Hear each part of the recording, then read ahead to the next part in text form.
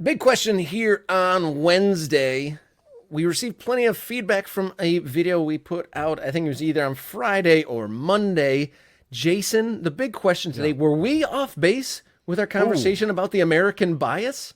well, we certainly generated some response, and that's good. I mean, that's what we want. We want people to be talking, particularly in our comments. So we did grab a selection of comments off that video. I haven't watched it yet. Go find it. It does say, "Is there a bias against Americans in Europe?" So we got some slides here and some comments. So you can see that is 032 Theo, Dempsey, McBride, Howard, and Friedel were decent over here. Donovan was shit in Europe.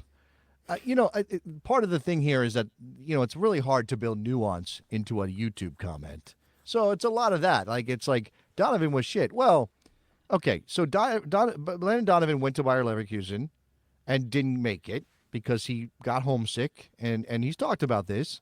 And he came back and he joined the San Jose Earthquakes, and then he played for the LA Galaxy. I think he tried again. Did he go back to Leverkusen after one He, stint he in did San some Jose? he did some loans at Everton, I recall. No, I'm going to get to that. That's later Oh, on. But apologies. yeah, obviously later on during the Beckham era, when Beckham was trying to go off to Milan so he could make the England World Cup team, Donovan did the same thing, did winter loans to Everton and had some success. Now, was he like a dominant player? I don't think that's the right way to look at it. And you have to put Everton in the correct context, although they were much better relative to the league than they are right now Oh, by a long by shot. a lot. He had some very good moments. Like he hacked it at Everton for a short period of time in the Premier League. And any other reading of that is wrong. That doesn't mean that I'm saying he deserves to be recognized as an Everton great or anything. It's just that when we get to this place of like Donovan was shit in Europe, that's not true. Like he had bad times at Leverkusen, he had a bad time at Bayern Munich. Remember when Jurgen Klinsmann was there? There was an attempt to bring Donovan over on loan, and that did not go well. But he had moments, right? So what that says to me is that a lot of times your condition, and I think Pulisic is a great example of this, right, Rob? That you thrive in a place where you're wanted, where you're valued, where the environment is conducive to success. And some people may think of that as a strike against a player. Oh, you can't hack it anywhere? Like, no matter what team you're in, you should be good. And if you're not good in every single situation, then you're a trash player. That's nonsense. That doesn't make any sense. I mean, the human condition doesn't allow for that.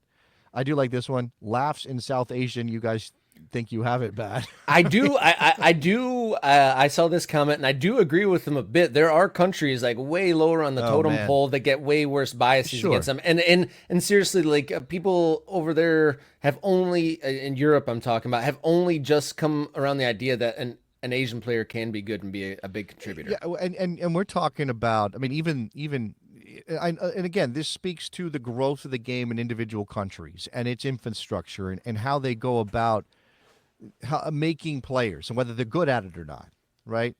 And let's be fair about this because again, we're going to get some comments that are saying that like we're whining or something, which I don't really get. American soccer has only been really producing players good enough to play on any significant level in Europe for about 30 years. Is that a fair 40 years? If you want to be really kind about it, but maybe not even that. 30 years takes us back to the beginning of the 90s, right? And that's basically it, right? 94 World Cup. You had Wijnaldum in Europe. You had Alexi Lalas, who went to Italy for a season, I think. A couple of other guys played in Germany. But that's the beginning of it. Like we just didn't have Tab Ramos played in Spain briefly at Betis, but I think they might even been a second division McBride, team at the time. Parks. Well, that's later. Again, well, Harks, yes, Harks in England. McBride around the turn of the century, right? And then this comment mentions Brian McBride.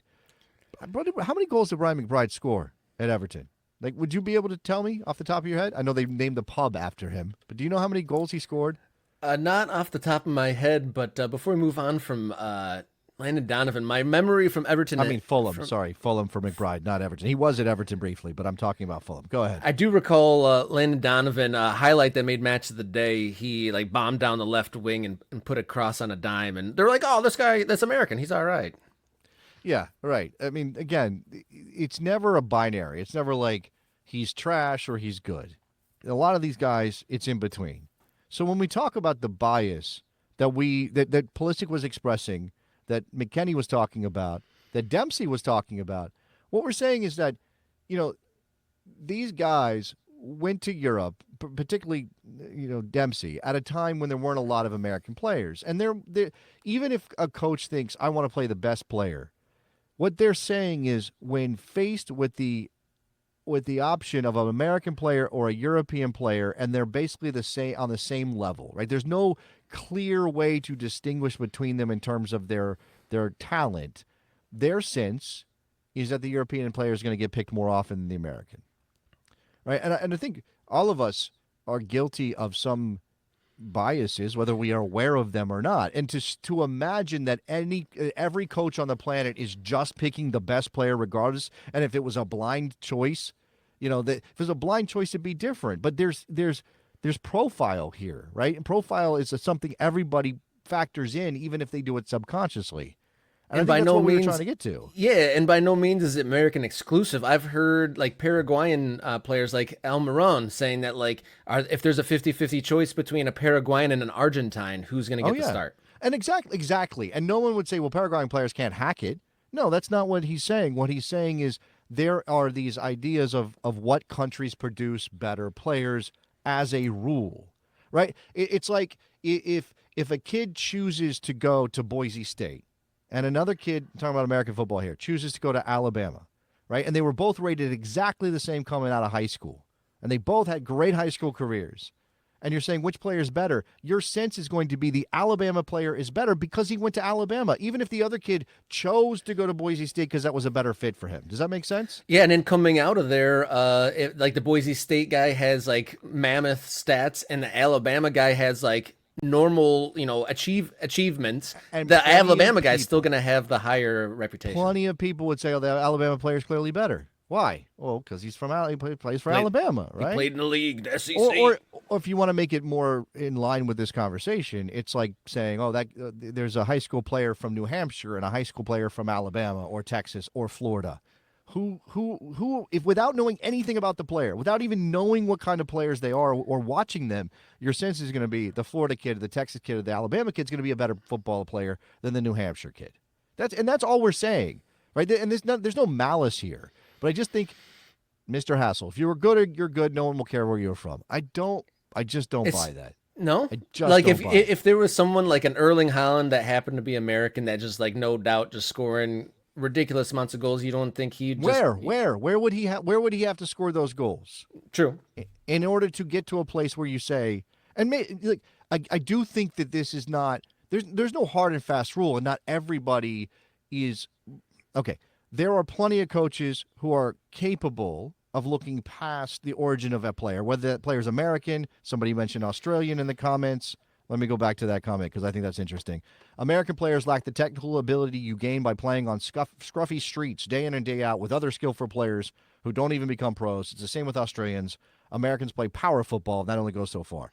I think it's a very simplistic read of American soccer, but there's this idea. Again, this relates directly to what we're talking about. South American players, they get tested in these environments where they have to make a ball out of stuff, or they're playing on the beach, or they're playing in the streets. And American players don't get that. So I will take the South American player over the American player for that very reason. That's exactly what we're talking about, right? That's what that bias is that we're saying exists there.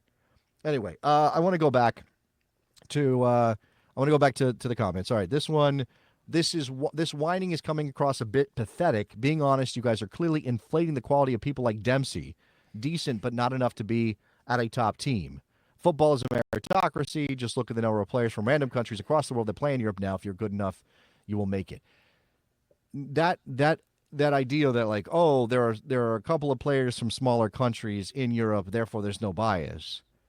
Again, that generalizes the entire picture of European football rather than being specific about there are clubs who have made an effort to go and find players from lesser football countries or lesser regarded football countries because that is a potential advantage for them, right? If you're the club smart enough to say, well, maybe there's some American kids, or maybe there's some Australian kids, or maybe there's some whatever South Asian kids that nobody else is identifying as possible, then we can find ways to bring those kids through and benefit from that. We'll have an advantage in that marketplace because challenging or going after the kids that are coming out of higher quality footballing nations, high regarded football nations, means you're in a financial battle with those for those players a lot of times, right? It's just, and again, okay, this is a good point for Mike Thomas. Domestic players in Europe get just more chances by nature of where they are from, more chances to show, more chances for the big hit. Right, it goes back to my analogy with the New Hampshire football player and the Texas football player.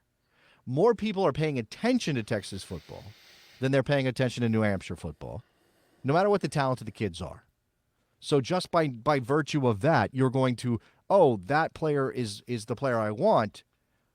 Quality of competition, you're trying to do this calculation, et cetera, et cetera. Again, no one is saying that American players won't get opportunities in some places.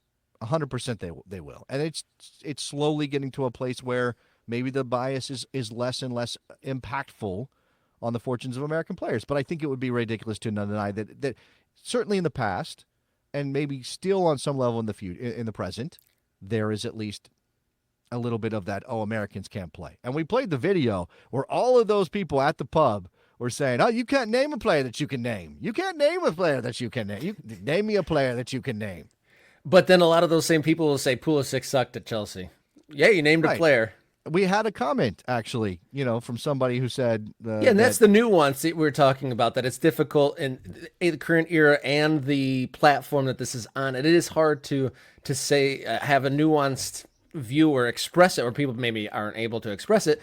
But like, okay, things didn't go glowingly altogether for Pulisic, but when he was healthy, he went on some good runs. Right. But then ultimately, it didn't end well, and he left. Yeah. So much of this is opportunity, right? So much of this is circumstance, right? These are individual players telling us about their anecdotal experiences, and that only goes so far, right? That shouldn't be taken as, well, that's true everywhere because Dempsey thought that he had a difficult time because he was American, or Pulisic has thought that it's been a thing for him. That doesn't mean it's everywhere. It just means that in some circumstances, in some quadrants, in some areas, and look, again, I think all of us American soccer fans, and I know some people watching this video, the comments are not American, and I'm glad we got your perspective. I think that does help.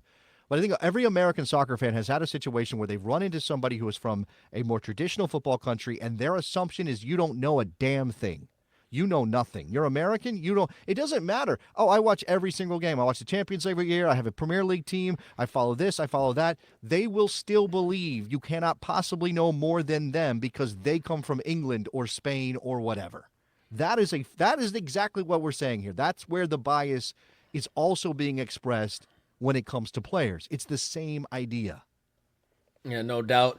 And I mean, the conversation continues, but I almost think this whole thing I think this whole episode, all the segments today kind of point to the same thing as, there's a battle for the heart of the sport that we cherish, and maybe the infrastructure of the American game isn't providing us with enough of the domestic American players to truly impact the generalization of the American player. Can I also throw in, let's put a bow on that subject and move on to something, just a little bit of extra time bonus here.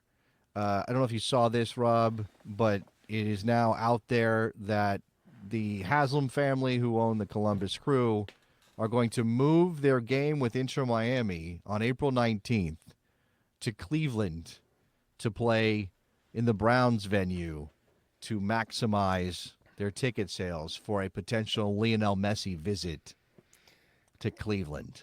That is a move. I mean, I'm actually really blown away that Miami hasn't done the Hard Rock thing, but it's wild that away... That's an American soccer's weird topic. Moves venue to accommodate support or visiting team fandom. Yeah, I think that the issue in Miami is that Jorge Mas maybe doesn't get along with Stephen Ross and the group that own the Dolphins and control Hard Rock. So there's a lot of factors going on there. That's just wealthy people not liking other wealthy people, or just business interests not coinciding, not connecting. Here you have the same people who own the Browns owning the Crew, and they have taken this opportunity to move a game away from the city that they're based in, away from Crew fans essentially, to cater to thousands more people who maybe will just show up to see Lionel Messi for for a game if he plays. So again, this is ridiculous. This does not give anybody any comfort over the future of their teams and the future of the way soccer is run in this country when they make decisions like this. And whatever might be good. Let's go back to Unified League, or let's talk about the things we touched on with some of the other topics on this show, right? Whatever might be good for the business that you run, it doesn't mean it's good for the soccer and the fans and the people that really do support your club in ways that make it possible for you to own it and have it be a success. And I'm not talking about the people, the looky-loos who show up and buy a ticket to see Lionel Messi. I'm talking about the people who buy season tickets, who have been going to Crew games since Ohio Stadium in 1996. Yeah, it's kind of wild. Like, reminder that the Browns owners own the Crew. How did they get successful with the Columbus Crew being so good since they've taken over? That is, I guess, a surprise. I wonder how Cleveland Browns feel that. How did our guys get the soccer thing right? And we've been banging away at the American football thing for decades and can't get right. I just got a response on Blue Sky. This is the only way for the Haslams to make their money back from the Watson contracts. That's actually really funny. I love that. I really like that. It's like, just keep on filling the Brown Stadium for soccer games to pay that back. Nobody knew, Rob. Nobody knew that giving Deshaun Watson that contract was a bad idea. It's a surprise to everybody. Nobody knew. All guaranteed. And in a sport that barely has any guaranteed contracts, that's 8 years at $1 bazillion every year, and they can't get out of it. They'll bankrupt their team if they try to avoid that. But no such misfortune for the Columbus Crew under the Haslams. Another note before we depart: congratulations to University of Vermont, NCAA men's champions. Who saw that coming? The Catamounts. Go Catamounts! Which is a great name. Love that. Never count out the Catamounts. That's right. What is Never a count them out. It's another name for a mountain lion. Puma, mountain lion. I'm missing some other names. People know other names. There's lots of names out there for cougar. Cougar's a name, right? It's all the same animal. Catamount is just a version of that. Show your strength of a puma and hit the subscribe button, I say. Morning Kick Around on our way to 500 subscribers. That is the first goal on our way to 50,000 subscribers. Be the next. And, show your strength of a puma and join the MK Ultras, America's, foremost conversation. And a segment I do want for the future is, where is the American soccer conversation with the fracturing of X and all the other social media platforms? Should we make this show the home of American soccer conversation? We can be that round table, I guess. We can be the place for it to happen. I mean, if you want to join Blue Sky, and there is a growing group of soccer fans on Blue Sky and soccer journalists and people, you can follow the show, Kick Around, and I'm at Davis Jason for me. There you go. All right. I think Wednesday's been thoroughly kicked. Thank you, everyone, for tuning in and participating. Lots of great comments today, and we will see you Friday. Enjoy your soccer.